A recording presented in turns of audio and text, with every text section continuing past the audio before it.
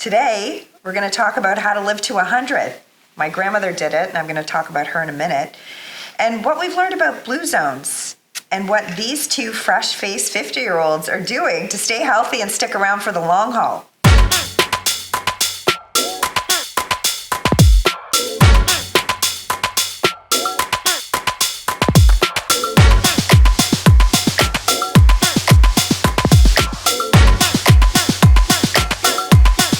We also have a 100th birthday this week, don't we? We do. It's my sister's neighbor, Doris, and she's celebrating her 100th birthday this week. Which is amazing because you would never know she's 100. She's so with it, she's so cool, she's so fun to be around. So in honor of 100-year-olds everywhere, and specifically my late grandma. And Doris. We're giving away a $100 Amazon gift card. And you'll need to watch this episode to find out how. And it's more common than not to live to 100 now. And do you know how many 100-year-olds there are in the world now? Well, yes, I do. In 2024, there are approximately 935,000 people age 100 or older globally. And that's a 50% increase from the previous year in 2023. Wow. And you probably guess it, women significantly outnumber men. They always have. Typically, about 80% to 85% of centenarians are female. And the global average life expectancy for males is around 70 to 73 years. And for females, it's slightly higher, 75 to 78 years. And that's kind of odd because you're saying like people are living to 100 longer, but men are still only living to 72. Like that's not very long. No. 70 to 73. No, when you think about it, yeah. Yeah. Do you want to live to 100? I think I would, as long as it was under certain circumstances. I mean, I would live to 100 if I felt healthy with it. Do you think it's doable? I think it could be doable with all the advancements we're having with technology and AI, and I think there's going to be a lot of health advancements coming up. So I think it's definitely a possibility. And I hope with the health advancements, there's also that aging backwards thing that's going to come into play, which would be great. So Norma and I both watched the Netflix special by Dan Buettner on blue zones, and I thought it was so well done. And he's an explorer, he's an award-winning journalist, he's a best-selling author, and essentially what he did was he studied 5 different geographical locations and communities, and he called them blue zones, and where they had a large population of centenarians. You mispronounced that. I did. I knew I would. Yeah. I knew I would. Everyone probably noticed. He studied them to see what they had in common. And where were they? The 5 locations. Let's hope I don't mispronounce these. Okay. So the first one I have listed here is in Japan, and that's Okinawa. We have Sardinia in Italy, which I would love to go to. Me too. Yeah.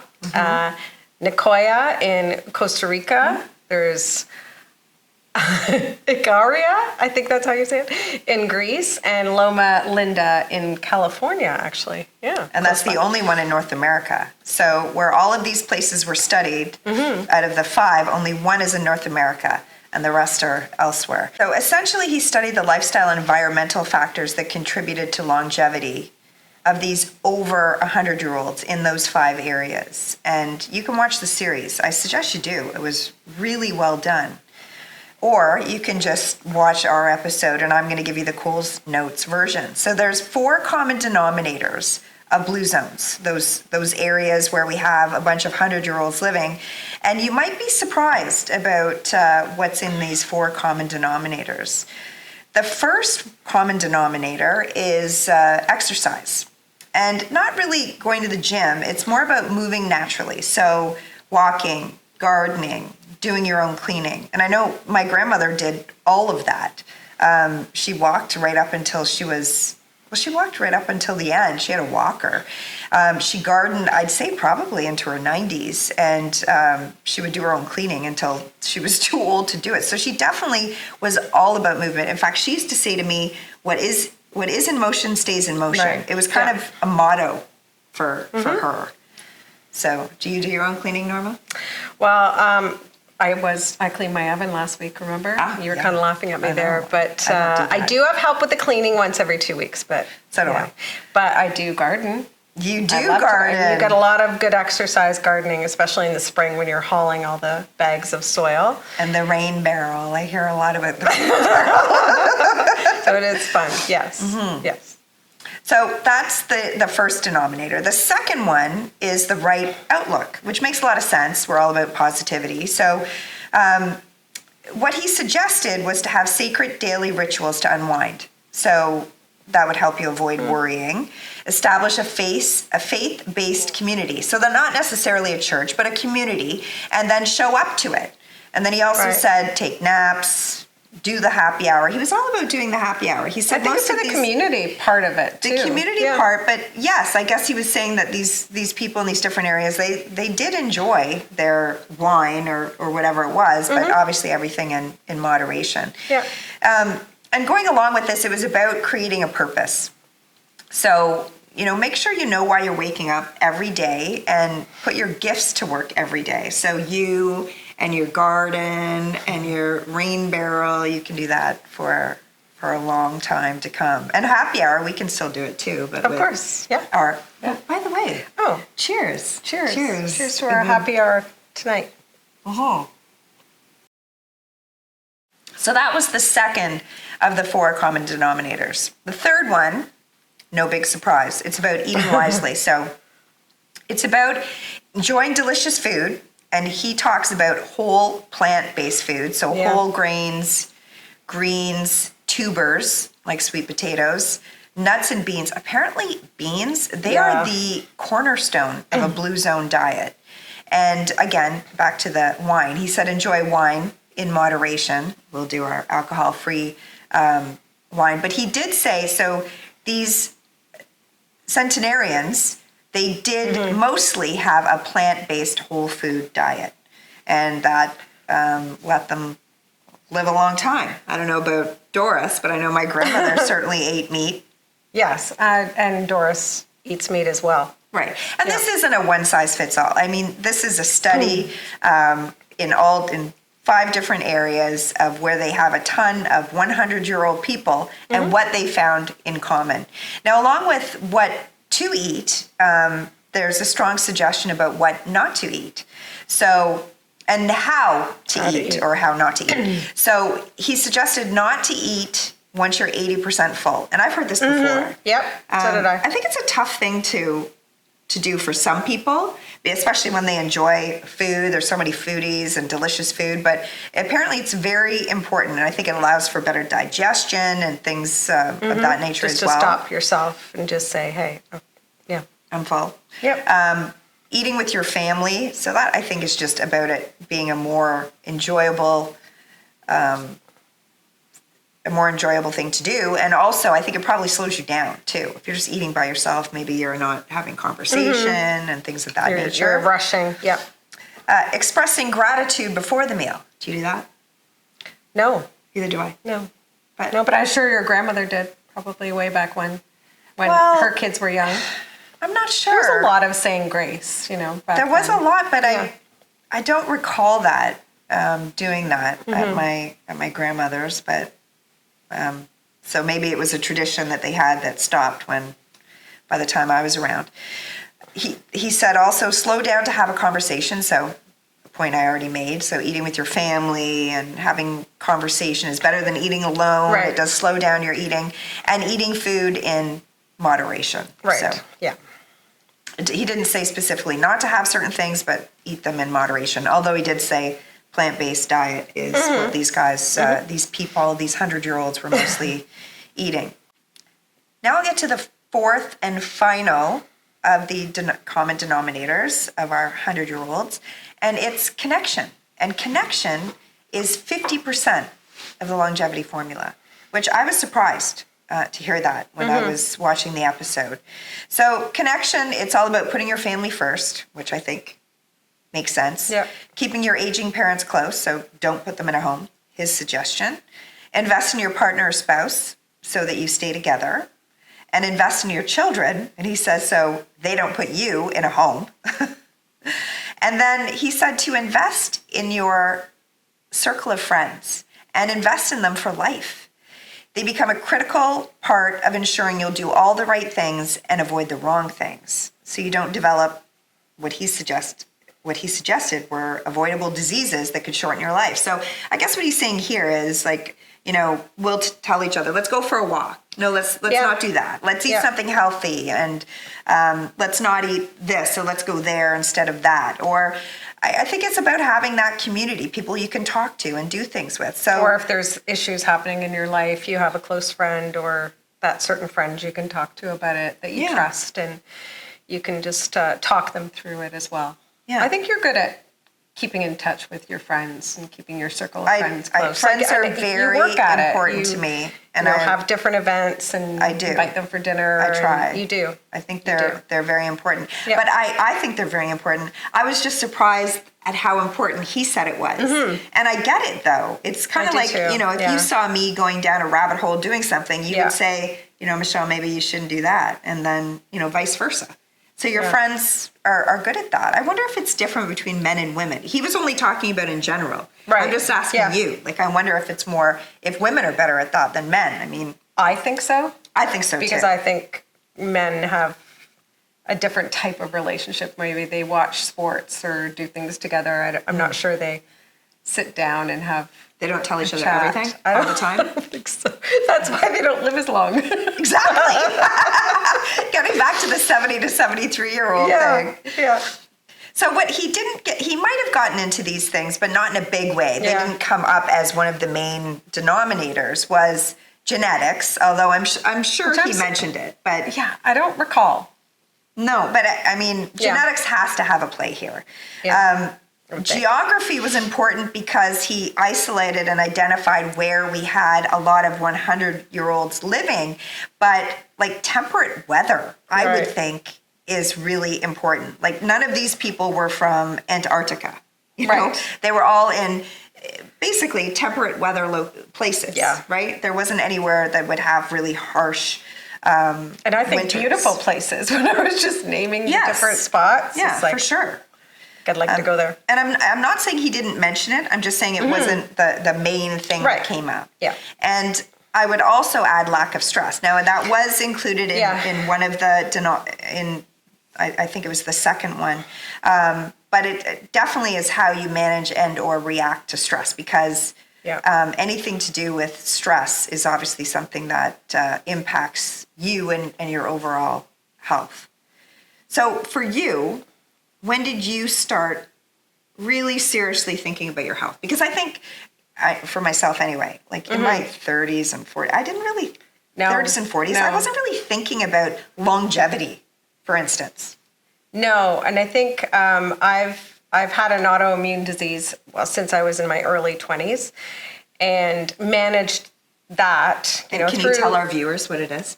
Oh, rheumatoid arthritis, sorry. And managed that through a series of medications with my rheumatologist. But I would say that it's only been in the past 5 years that I've really focused on my health, and that would be a part of managing the disease as well. I mean, before I'm just, okay, I'll take my medication, I'll take my injections, and that's how I stay in remission. But I think it was about 4 or 5 years ago, that I said, okay, I've got to start focusing in on some different healthy ways of living. And one I started doing a long time ago was daily meditation through my Calm app. I listen to that usually when I go to sleep. And I think the only part I really hear is, welcome to the Daily Calm, and then I fall asleep. But I think I'm listening to it, even though I'm laughing about that one is, remember we used to take yoga lessons. Yeah.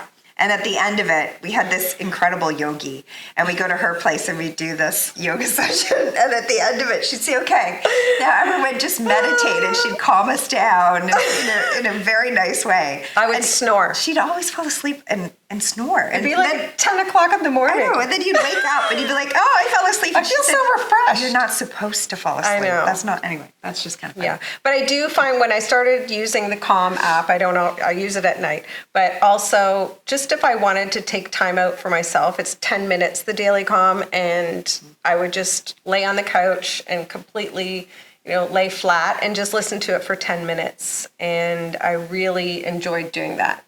And so that was one thing I did.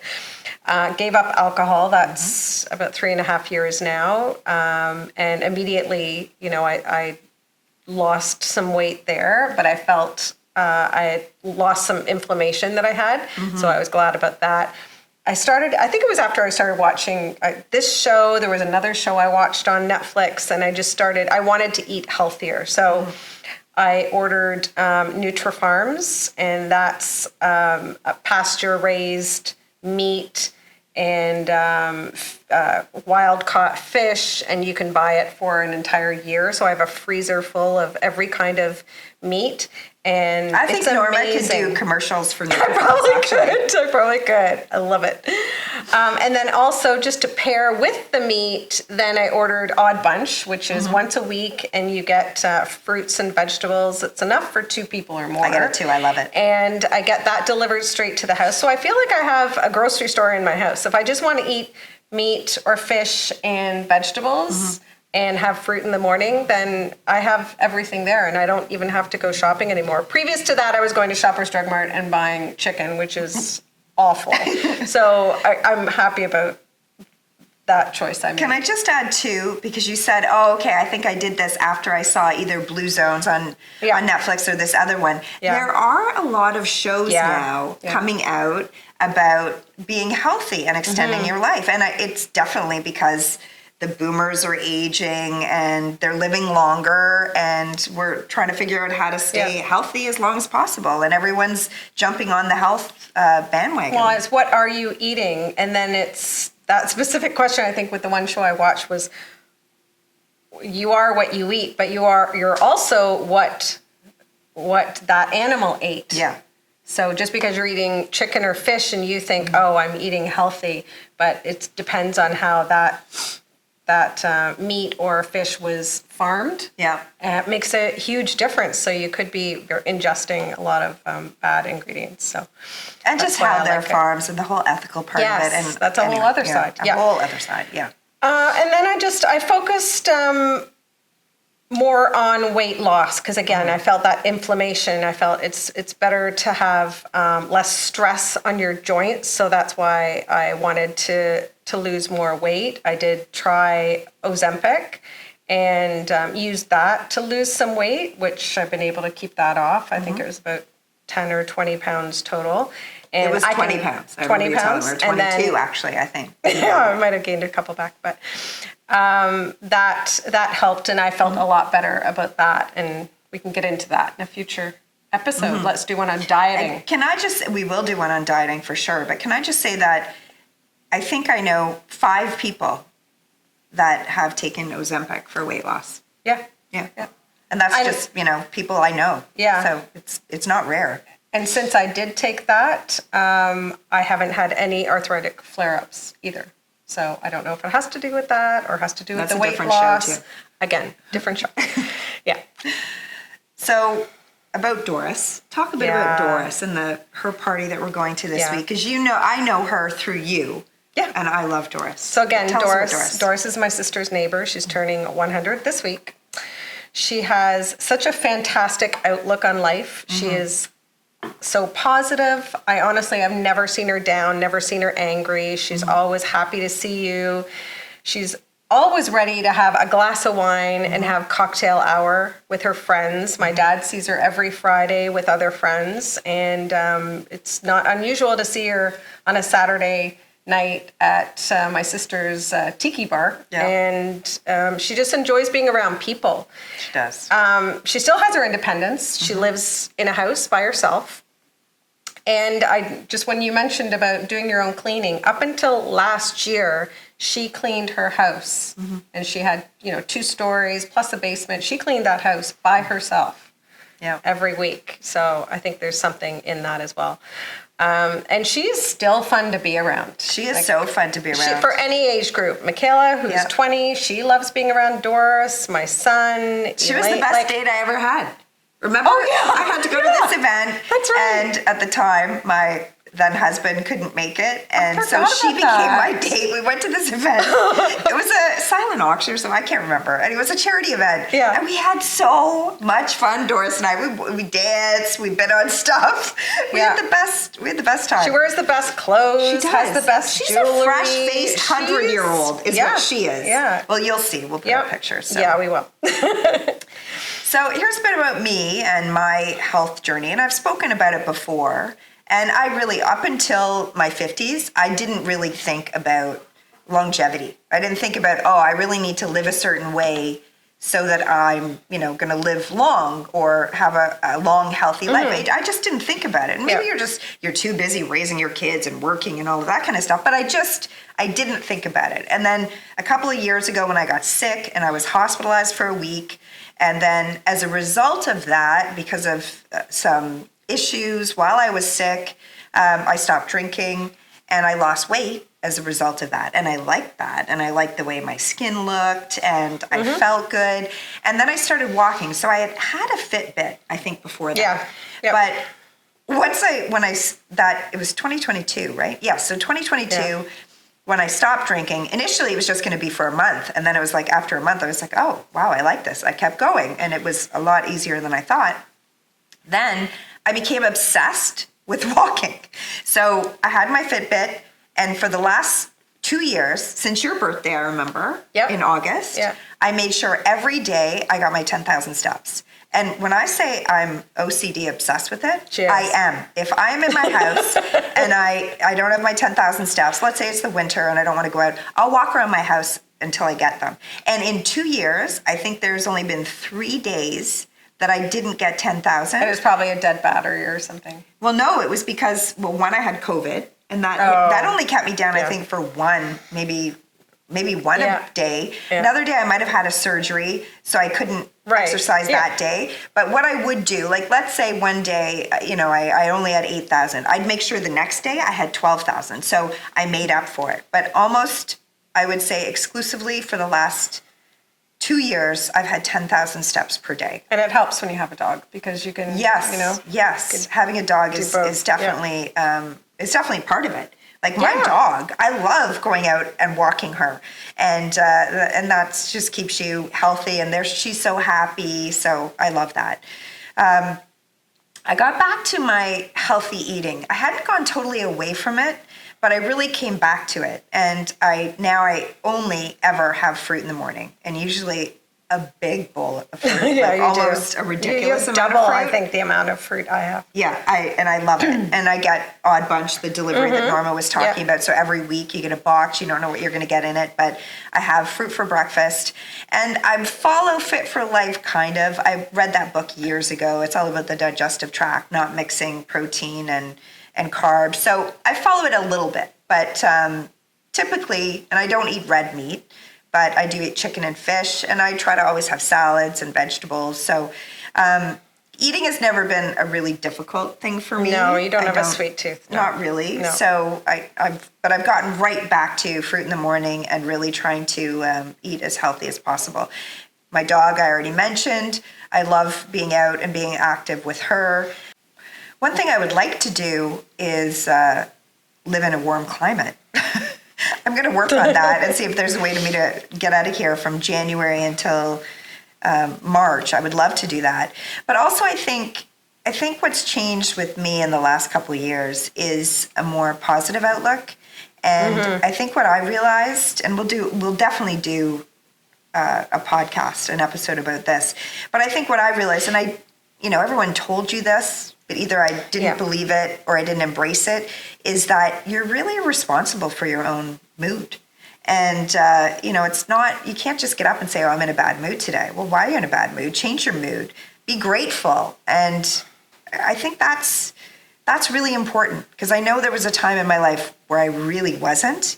And it's amazing when you're not positive, how many negative things can happen to you. Why is all this happening to me? Yeah. And it's not a coincidence. I think I've made a conscious effort to be more positive. And if I'm not feeling good about something, I really try to analyze it and get out of it. But now I want to talk about my grandma. And I know I've mentioned her before. But she was 104 when she died. She was almost 105. Her birthday was December 12th, and she passed away last November 29th. So can you imagine that I had my grandmother until I was 54 years old, and my kids had their great grandmother, and I mean, you didn't have your grandma, right? And so how lucky am I to have had my grandma until I was 54? I mean, I could have been a grandma, but thank God I wasn't. But anyway, I had my grandma for that long. She was an extremely positive person. She was very understated. She had a quiet confidence about her. She was very calm, extremely patient. I remember this one time she was teaching me how to crochet, and I was not patient like my grandmother. And I got frustrated, and I threw the crochet hook and the yarn to the other side of the room. And she was also a school teacher, so she was used to dealing with, I guess, brats. And she just walked over and she picked it up and she said, "Okay, then we'll try that later." And I thought, I was so embarrassed about my behavior. Years later, I still think about that, how awful that was. Anyway, she was very, very patient. She didn't have any ill intent or ill will against anyone. She was like a peacemaker. I don't know if I call her a peacekeeper, but she was just peaceful. Period. Yeah. She wouldn't get involved in, issues or conflict. She would just not even involve herself in that. And she was one with nature. She was always surrounded by animals. I mentioned she was a teacher. She was married to a farmer. She raised 5 kids on a farm, but there were animals everywhere. Birds would land on her, and I'm not joking when I say that. So at the farm, there would be cows, there would be horses, chickens, geese, bunnies, dogs, cats, and they all loved my grandmother. And she sounds like Mary Poppins. Kind of. I mean, she was a very special woman, extremely well read, a voracious reader, and can you believe in 104 years, never on a plane? Yeah, never on a plane. So she didn't travel. Obviously, she'd been around Canada and things of that nature, but she read so much and she knew so much. So she wasn't limited in that way. And definitely healthy eating, and farm to table would definitely explain the kind of the food that we would have at the farm. So we would go into her incredible garden to pick the vegetables that we were having with dinner. We would go down to the barn in the morning to get eggs, fresh, right, just laid that day, right under the chickens for breakfast. It was amazing. And she was so active, and I mentioned already before that she would say, "What is in motion stays in motion," which was very true. But I remember her, and I'm going to say right up until her 80s, maybe 90s, but for sure 80s, she would always jump out of her chair. "Oh, I'm going to go get this," or "I want to show you this," or "I know where that is." And I remember thinking, "Grandma, we can get it." But no, she wanted to move. She wanted to stay active, and it definitely it worked for her. She didn't drink. She didn't smoke. She didn't do drugs. She never forgot a birthday card for any of her grandchildren. You'd always get that in the mail. You'd open it up, and there were different, when you got to a certain age, I think it was 50. But up until then, you'd get $10 when you were young. Then it went to 20. And then it went to 50, but you didn't age out. You still got the $50. Okay. She was an incredible storyteller. She loved to tell her stories. She was very passionate about her family, about animals, about baking, about gardening, about knitting, about reading. She definitely had a reason to get out of bed every day, and she had a reason for living, many of them.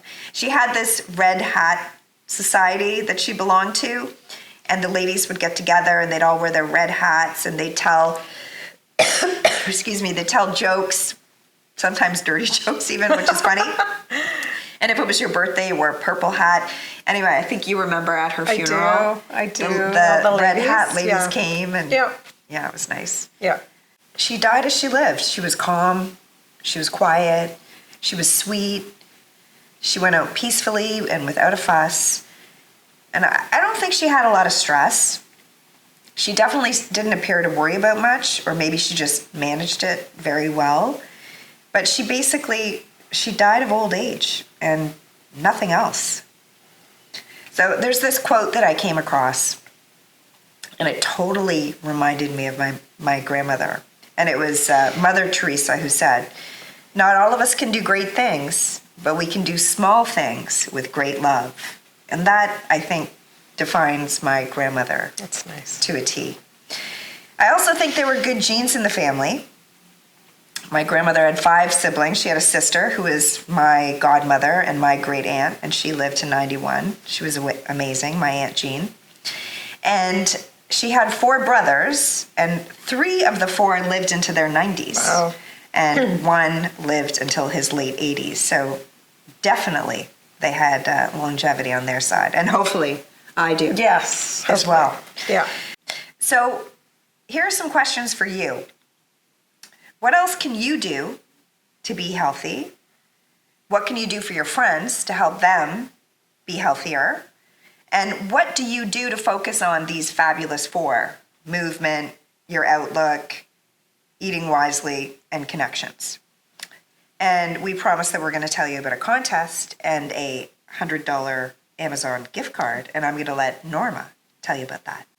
We want you to share your longevity plan or what's worked for a centenarian in your family in the YouTube comments. And the comment with the most likes is going to win a $100 Amazon.ca gift card, and we'll send it to you. And that's all we have about blue zones and living to 100. Until next time, be real.